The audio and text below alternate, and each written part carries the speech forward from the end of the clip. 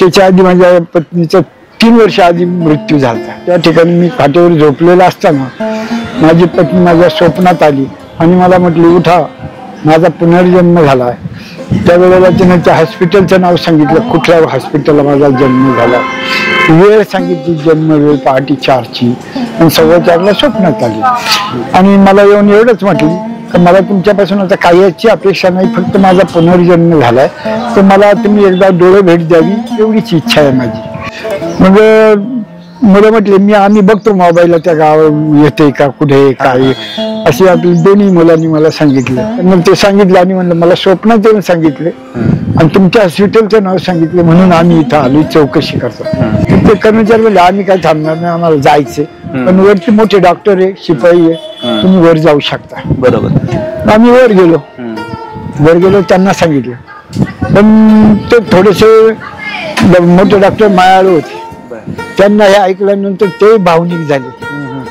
आणि भावनिक झाल्यानंतर ते म्हटलं, आता तुम्ही इतक्या लांबून आले, इतक्या असताना इथं आले तुम्ही एवढा लांब प्रवास करत, तर माझा थोडा वेळ गेला, तासभर गेला, काय हरकत, मी बघतो म्हणे. शिपायाला बोलवलं त्यांनी आणि मग त्यांनी 4 तारखेचं रजिस्टर मार्च मधलं मागितलं. मग ते मागितल्यानंतर त्यांनी बघितलं, तर मी सांगितल्याप्रमाणे पहाटे 4ला जन्म अगदी कम्प्लीट निघाला आणि ते नाव पण आई वडिलांची तेच निघाली, सेम, काही फरकच नाही. आणि मग डॉक्टरांना आणखी थोडासा कळवा वाटला. मुलगी म्हणली, जाताना आता माझ्या वडिलांच्या मांडीवर जा. आणि मग त्या बाईने मग अशीच बाळातच माझ्या हातावर आणून टेकवली आणि मी अशीच घेतली. कपडे सुद्धा नव्हते मुलीला घातलेले, बाळातच होती. आणि मग मी ते असं मी तिच्याकडे बघत राहिलो, ती मुलगी माझ्याकडे एकटक बघत राहिली. मग मुलीची आईच म्हटली, बघा ना तुम्ही, मुलगी कशी बाबांकडे एकटक बघते, पापणी सुद्धा हलवीत नाही. असं म्हटल्यानंतर माझ्या डोळ्यातून अश्रू आले, 2 थेंब तुझ्या पोटावर पडले. आणि मग पोटावर पडल्यानंतर तिच्या उजव्या बुबुळामध्ये, आता इथं जे फोटो आहे आतमध्ये, हा फोटोची प्रतिमा तिच्या उजव्या बुबुळात दिसली. म्हणजे तिनं आम्हाला असं दाखवलं का, मी माझ्या मनाने कल्पना केली, ही असं दाखवलं का तुम्ही मनात कुठल्याही प्रकारची शंका आणू नका, ती मीच आहे. सर्वांना प्रेमपूर्वक नमस्कार मंडळी. आज मी आलो आहे संगमनेर येथील एक छोटंसं गाव आहे, बोटा, नाशिक रोडवरती आहे.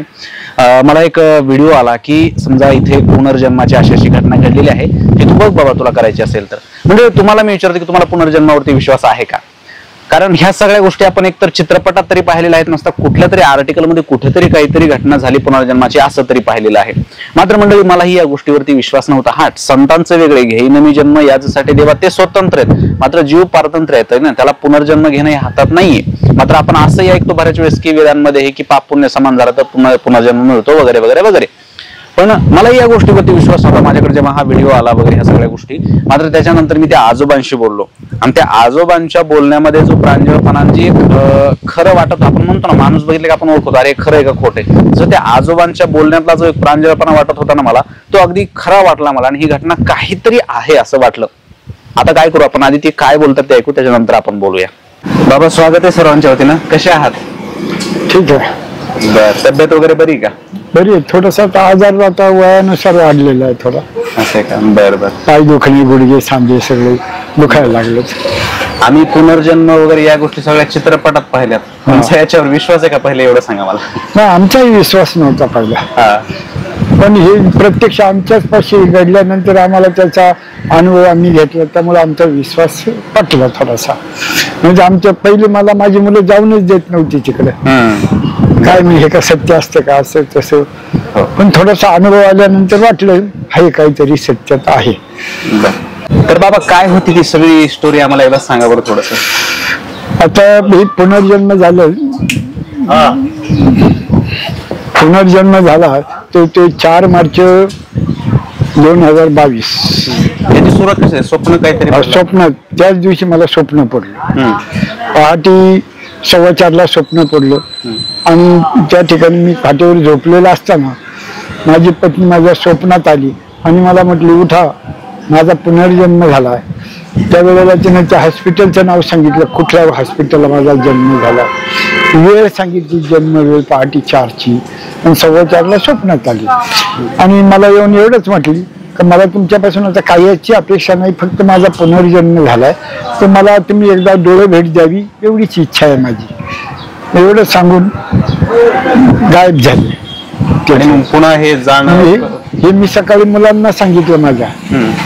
मुलं म्हटली हे का सत्य आहे का, अहो असं कुठं असतंय का, सत्य असं नाही, स्वप्नात काही वाटलं असेल. पण मी म्हटलं तिनं हॉस्पिटलचं नाव आपल्याला सांगितलं, मग तिथलंच हॉस्पिटल आहे का, आपण जायला काय हरकत आहे, जाऊन बघायला काय हरकत आहे. आई वडिलांची नावं सांगितली तिथल्या जन्मलेल्या, हा त्या मुलीच्या आई वडिलांची नावं सांगितली. असं कसं घडेल म्हणलं, आपण सत्याचं मानत नाही म्हणलं, पण म्हणजे हे असं कसं सांगितलं. आणि 15 मिनिटात ना जन्म झाल्यावर हे बी विशेष. आणि 15 मिनिटात त्या हॉस्पिटलचं नाव काय माहिती त्या मुलीला कळलं. मग मुलं म्हटले आम्ही बघतो मोबाईलला त्या गाव येते का कुठे काय, अशी आपली दोन्ही मुलांनी मला सांगितलं. पण 15 वार झाले तरी ते गाव काय मोबाईलला येईना.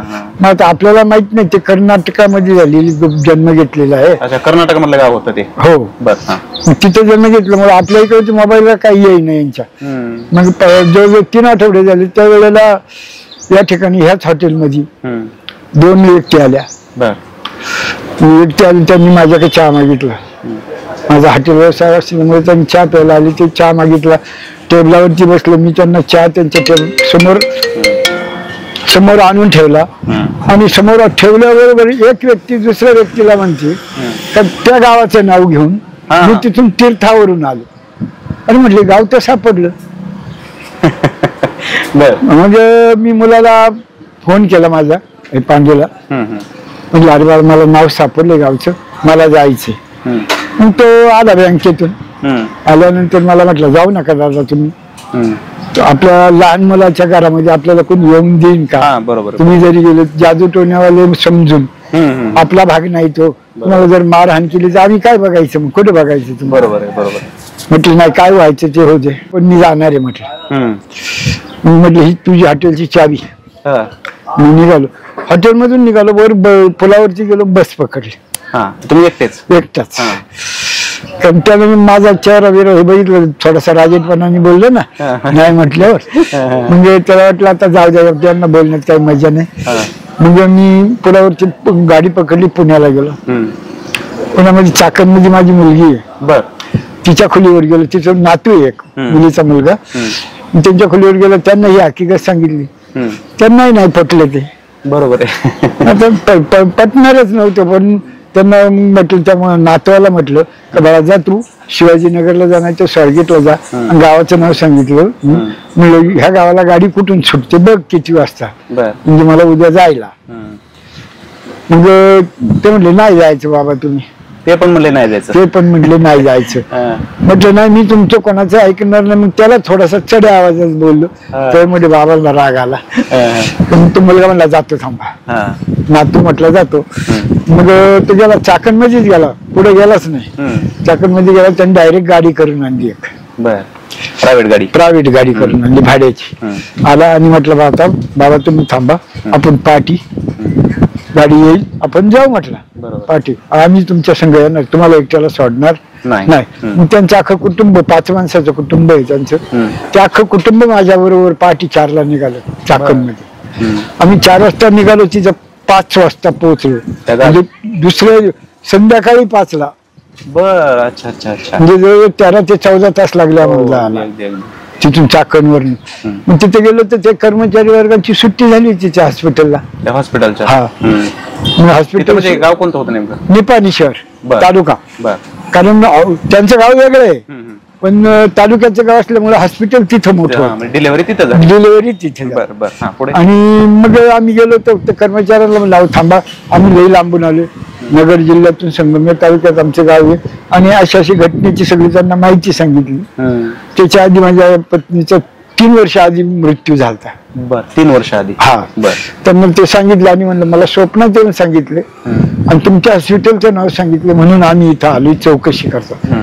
मृत्यूची ते जन्माची वेळ, ते नाव वगैरे खरं आहेत का नाही हे बघण्याकरता आम्ही इथं आलोय. ते कर्मचारी म्हणले आम्ही काय थांबणार नाही, आम्हाला जायचंय, पण वरती मोठे डॉक्टर आहे, शिपाई आहे, तुम्ही वर जाऊ शकता. बरोबर. आम्ही वर गेलो, त्यांना सांगितलं पण ते थोडेसे मोठे डॉक्टर मायाळू होते, त्यांना हे ऐकल्यानंतर ते भावनिक झाले.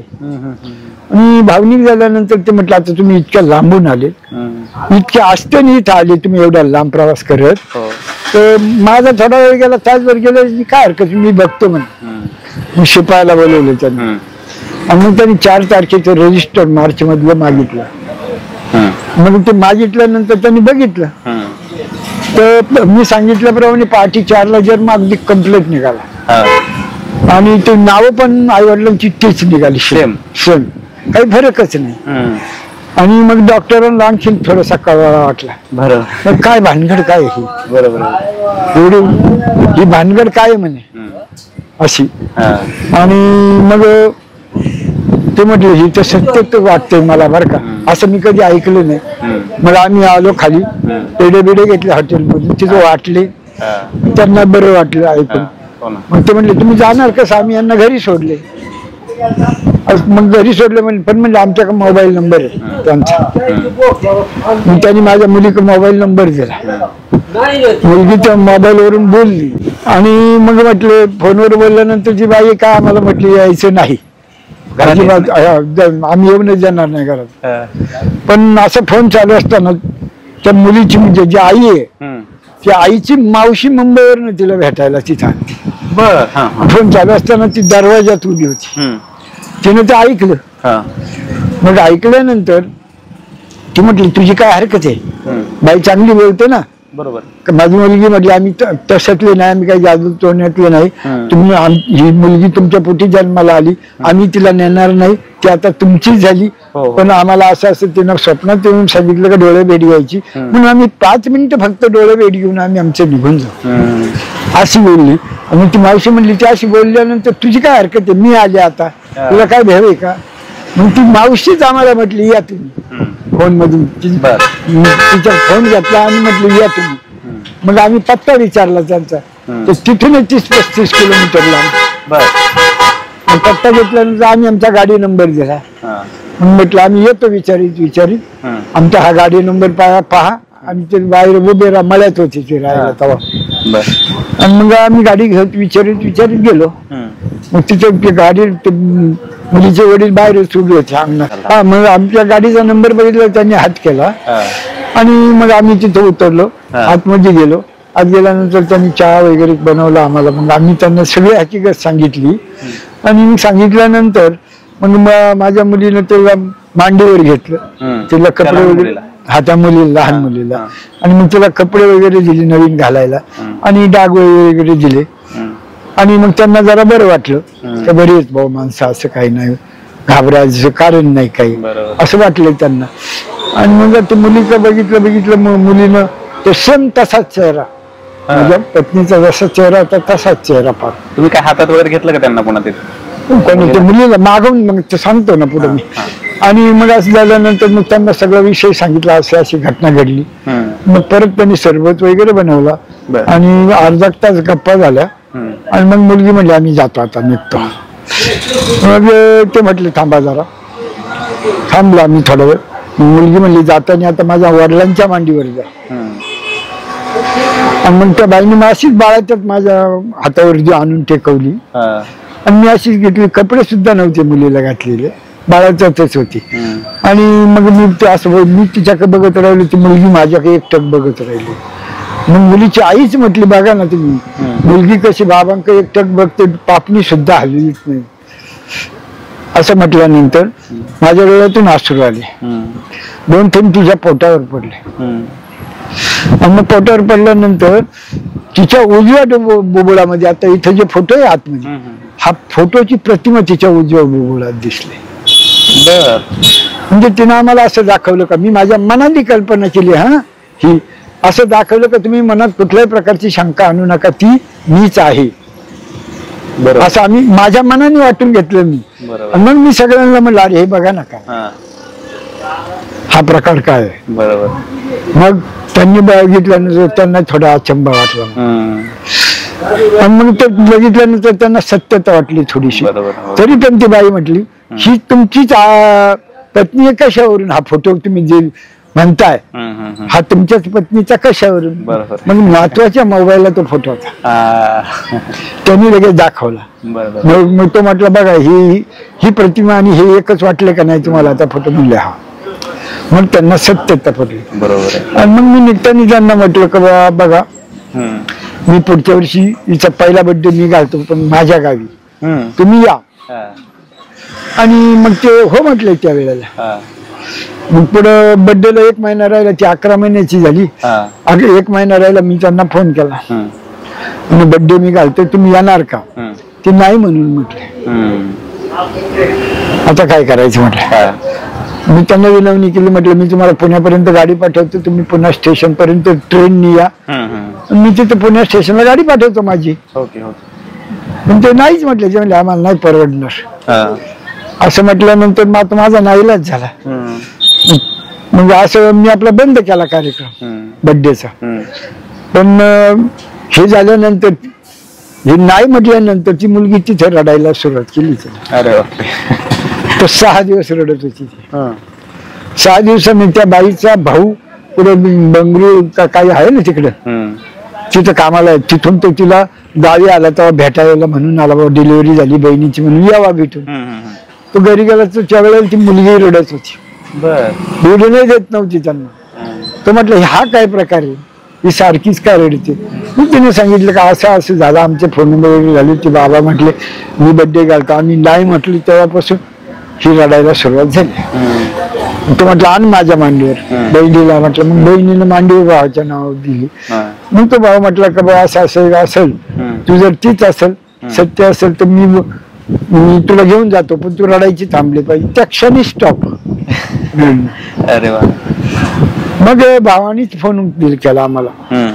त्या बाईकडून फोन नंबर घेतला आणि आम्हाला लावला, म्हणे माफी मागतो मी, आमच्या बहिणीची त्यांची चुकी झाली, पण मी तिला घेऊन येतो सर्वांना, तुम्ही पुन्हा स्टेशनला गाडी पाठव. आणि मग थोडे दिवस राहिले होते, म्हणजे म्हटलं चला या ठीक आहे.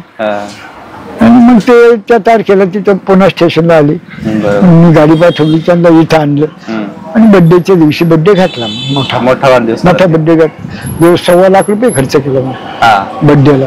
आता बोलणं वगैरे होतं का त्यांच्याशी? हो होतं का? फोन नंबर फोन ते करतात, मी करतो कधी 2 महिन्यांनी 3 महिन्यांनी. आता मोठी झाली असेल, शाळेत वगैरे जातात. आता 4थं वर्ष चालू झालं तिला ह्या मार्च पासून.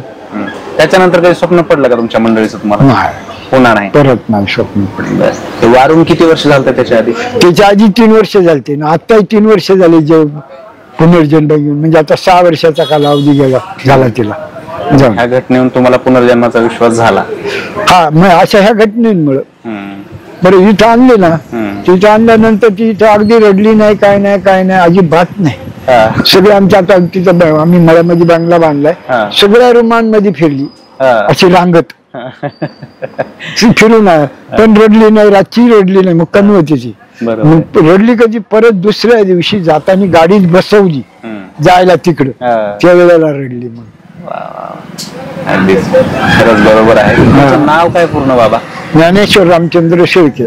ठीक आहे. तर मित्रांनो, अशा प्रकारे होता असा काही व्हिडिओ. आजोबांच्या बोलण्यातून एक असं त्यांनी एक गोष्ट, आम्ही तिथे गेलो, हे सगळे क्लायमॅक्स संगत सगळ्या गोष्टी त्यांनी व्यवस्थित सांगितल्या. म्हणजे मला सांगायचं काय होतं की अशा घटना असतील नसतील तो भाग वेगळा आहे, मात्र यांच्या बोलण्यानंतर त्यांच्या बोलण्याचे खऱ्या शोजवळ हेतूनंतर, ते काही बनावटी नाही किंवा स्क्रिप्ट नाही, ते त्यांचा आलेला अनुभव सांगतायत. आम्ही तिथंही चर्चा केली जिथं ही मुलगी जन्माला आली आहे, आणि यांचा नातू, मला वाटतं नातू का मुलगा, हा सध्या वर्तमान गावचे सरपंच आहेत पांडुरंग सर. तर त्यांच्याशी आम्ही बोललो, तेही म्हणले आम्हीही वेल एज्युकेटेड आहोत, आम्हालाही या गोष्टीवरती विश्वास नव्हता, मात्र या सगळ्या गोष्टी पाहून आम्हालाही आता त्याच्यावरती विश्वास झालेला आहे. बाकी असो व्हिडिओ अशा प्रकारे होता. तुमच्याही जर आजूबाजूला अशा काही घटना असतील आणि तुम्हाला वाटत असलं की त्या घटना अशा कव्हर व्हायला पाहिजे, तर काहीतरी विशेष आहेत, आम्हाला संपर्क नक्की करा. खाली कमेंट बॉक्समध्ये जे आहे ते त्या घटनेचा थोडासा उल्लेख करून आपला नंबर टाका, आम्ही तुम्हाला कॉल करू. भेटूया पुढे एकदा अशाच व्हिडिओमध्ये अशाच एका विशेष व्यक्तिमत्वासोबत. तोपर्यंत नमस्कार.